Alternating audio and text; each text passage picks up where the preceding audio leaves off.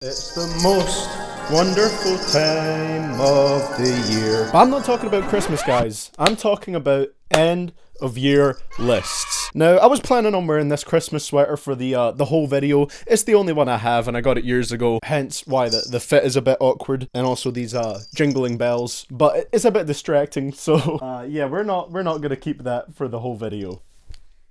Yes, indeed. Now, these videos are always my favourite to make, not to mention they perform quite nicely, so I'm happy to finally be here to be able to tell you guys what my personal favourite hit rap songs of 2018 were. Keep in mind that for songs to be eligible for this list, they have to have charted in the Hot 100 at some point, and that's pretty much the only requirement. So yeah, make sure to click that subscribe button and that notification bell, even though you haven't seen the content yet that I'm asking you to subscribe for, just to make sure that you don't miss out on any of my upcoming end of year lists. So with that being said, this is CDTVProductions, that's my social media accounts right there, and let's jump right into looking at the 10 best hit rap songs of 2018. You can get the biggest Chanel back in the store if you want it. I gave them the drip, they sucked it up, I got them on it. I bought a new Patek, I had the white so I two-toned them. Taking these drugs, I'm gonna be up until the morning. I'm not exactly the biggest fan of Baby or Gunna. The Drip Harder project was relatively enjoyable. I'm not gonna show the cover art, so UMG don't block this video for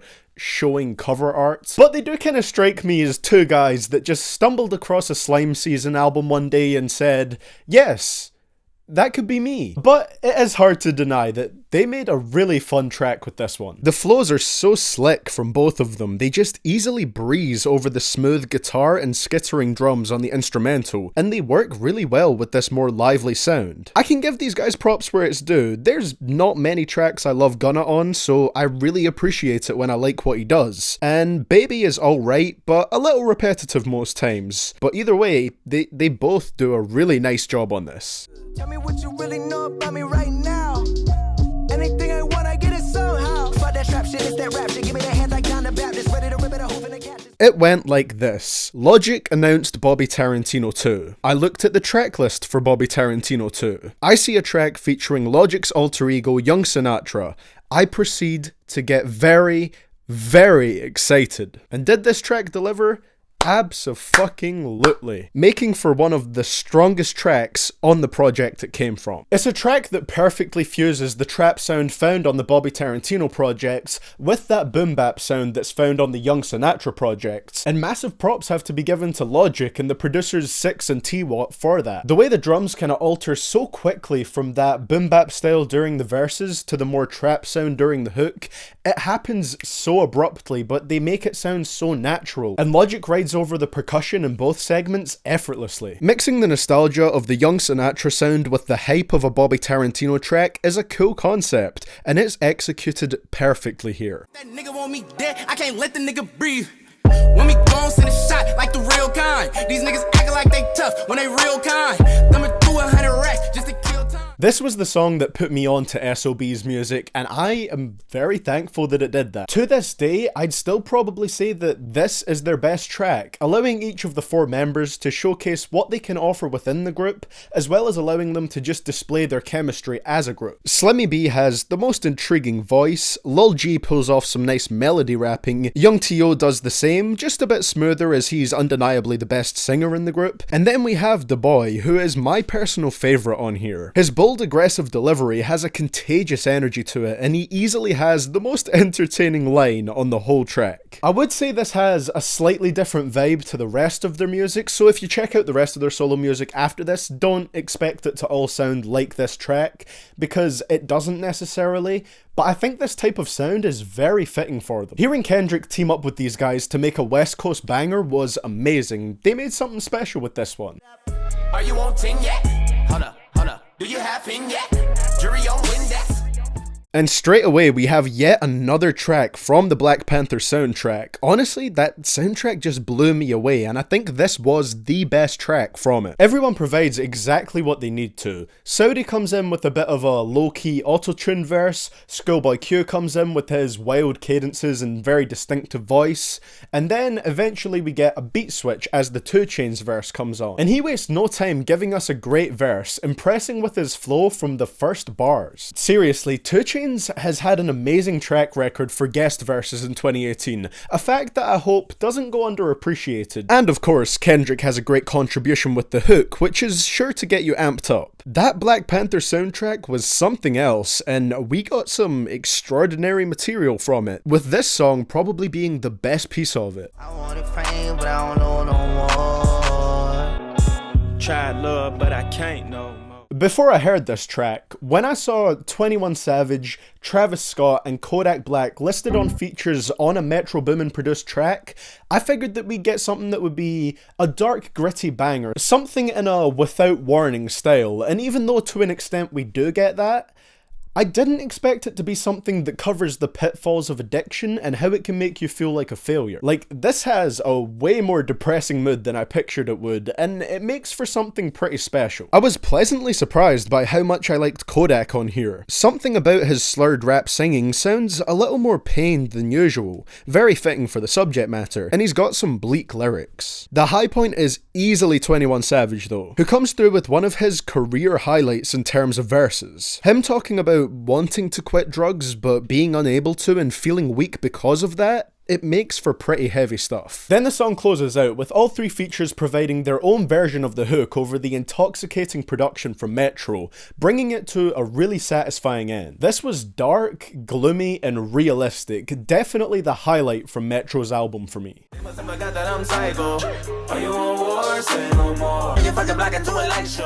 So, I'm assuming the Angels and Demons album is just chilling along with The Harvard Dropout, Eternal Atake, Yandhi, and Tupac and Cuba, but at least we got this gem out of it so far. I really wasn't sure how a Chris Brown and Joyner Lucas collab would work going into this. I knew Chris could rap as well as sing, but I wasn't convinced it would be a good mix until I actually heard it. Joyner and Chris have a surprising amount of chemistry, taking turns rapping their respective verses before their vocals start to merge for this amazing harmonizing segment towards the tail end of the track. It's basically a song with more of a focus on brag rap and being a flow clinic, and I'm perfectly fine with that. It works as that. After this, I am completely sold on the idea of a whole Joyner and Chris Brown collab album. Now we just have to hope we actually get one from them. Hell of a track though. Count it up, count it up, count it up, count it.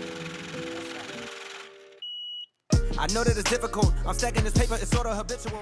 Listening to this song with absolutely no context, it might be kind of easy to mistake it for a materialistic track about wanting money and not much else. But then if you take a deeper dive into the lyrics and look at where it came from, it's actually a commentary on what can happen if you get addicted to money, which is what the ATM in the title of the song stands for. Of course, the message isn't super subtle or anything, but I always really enjoy songs that can serve as a mainstream hit, as well as having at least a bit of substance under the surface, and that's what ATM provides. Analysing the deluded thoughts of someone who thinks money will be the solution to all the pain in their life. This is rapped with Cole's words hitting all the right beats over the bouncy rhythm of the drums, which was apparently the hardest part of the track to get right. He definitely perfected them, with this being the final result though. Due to this plus the very easy to remember hook, Cole made a pretty addictive track about an addiction here.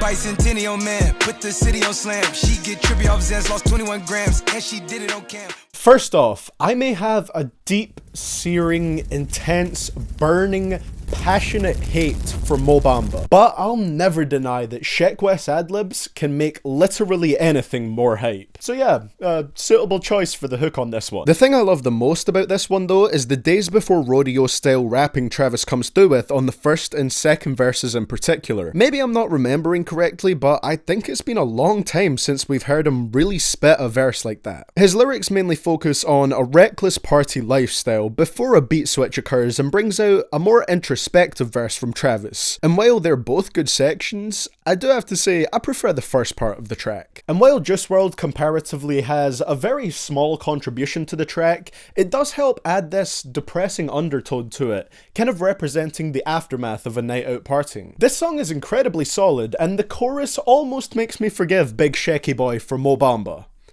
Almost. Watch her pull up, walk up to the door, and right before he knocked, she opened the door naked, she left it unlocked. They started French kissing so he didn't see more.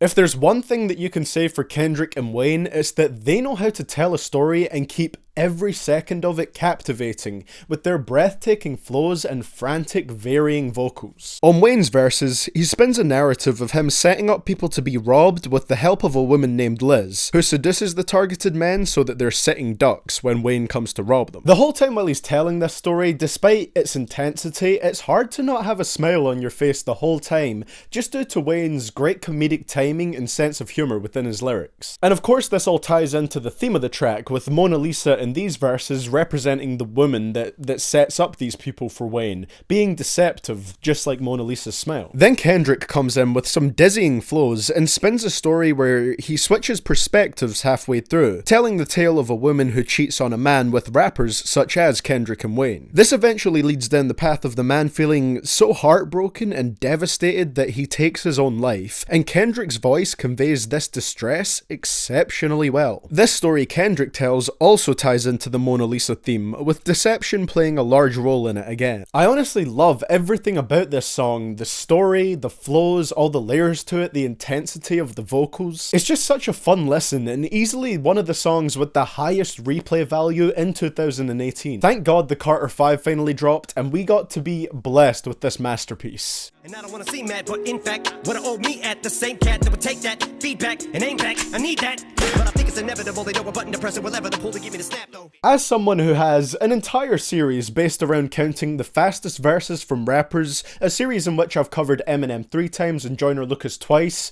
this song made me absolutely moist. Okay, obviously that's not the only reason I like it. To call it purely a fast rapping track and nothing else would be doing it a disservice, I think, because it definitely is more than that. I like the idea of the track, with Joyner representing the underdog who's always working hard but never seems to fully break through into that upper echelon of hip-hop acknowledgement. Then Eminem mirrors some of the flows and lyrics from Joyner's verse and flips them, giving his perspective from that upper echelon as a man who made it to the pinnacle. It's a really cool dynamic, and it was great to see them work off of each other like that. Of course, it was almost a guarantee that I would love this track, with Eminem being the man that introduced me to hip-hop, and Joyner Lucas being one of my favourites out right now, so it was just such a beautiful moment seeing both of them come together. Not to mention, I just think Eminem sounds great over banger-style beats like this one. The fact that they have another track together coming on Joyner's upcoming album has me even more excited, especially as he said it's going to be more storytelling focused. Either way, it'll have to be something good, because Eminem and Joyner set the bar very,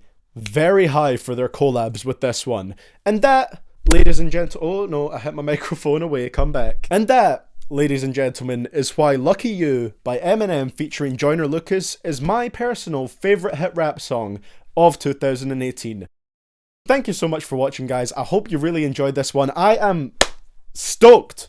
Super excited to have this out. You know, these end of year lists really are my favourite ones to make. But yeah, let me know what you thought about this list. Let me know what your personal favourite hit rap songs of 2018 were down in those comments below. And of course, like I said, I would really appreciate you subscribing if you haven't done so already, and turning on notifications so that you can be notified when I upload my other end of year lists, which are going to be the worst hit rap songs of 2018, best rap albums of 2018, and worst rap albums of 2018. So I hope you guys are very much looking forward to those. I'll bring those out as soon as I can for you guys. Thank you so much for watching, guys. I've genuinely been waiting to make this video pretty much all year. So I'm hoping it turned out pretty good. And yeah, I will see you guys all in the next one. This is CDTV Productions, signing out.